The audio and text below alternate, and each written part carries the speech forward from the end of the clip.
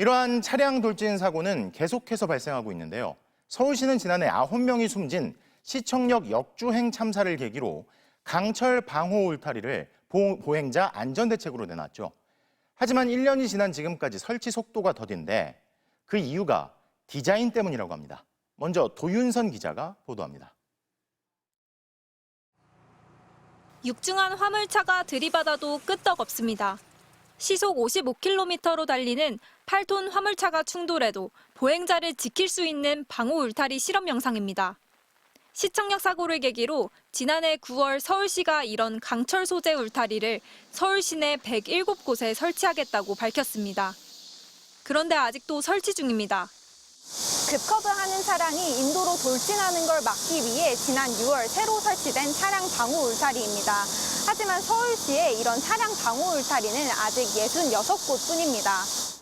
맨 먼저 시청역 사고 현장에 방호 울타리를 세웠더니 도시 경관을 해친다는 민원이 있었다는 게 서울시 설명입니다. 결국 지난해 12월 디자인 공모에 착수해 올해 4월 제품을 선정하고 6월이 돼서야 설치가 시작됐다는 겁니다. 디자인이 좀 별로다 이런 식의 지나가는 말들은 있으셨다고. 어디에 세우느냐도 관건입니다. 서울시는 급경사나 급커브 등 사고 위험성이 높은 곳, 어린이 보호구역과 인도의 인파가 밀집된 곳 등에 설치하기로 했습니다. 하지만 지난 5월 12명이 다친 강동구 복조리 시장 사고, 지난 7월 1명이 숨진 마포구 상암동 사고, 같은 달 1명이 사망한 도봉구 방학동 사고 등 차량 돌진으로 인명피해가 난 사고 현장은 모두 이런 우선 설치 지역이 아니었습니다. 거기가 교통사고 많이 나가는 지역이 아니었고 하는 걸 보시면 어린이 통학로 이런 게 더 우선순위인데 거기는 애들이 걸어 다니잖아요. 그렇다고 서울 시내 전체를 방호 울타리로 둘러쌀 수도 없습니다.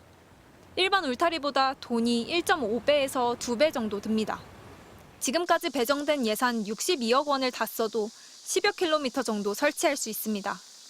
서울시는 오는 10월까지 계획된 107곳의 설치를 끝내기로 했습니다. 추가 설치는 예산 낭비 지적도 있을 수 있어 사고 예방 효과를 보고 진행하겠다고 밝혔습니다. MBC 뉴스 도윤선입니다.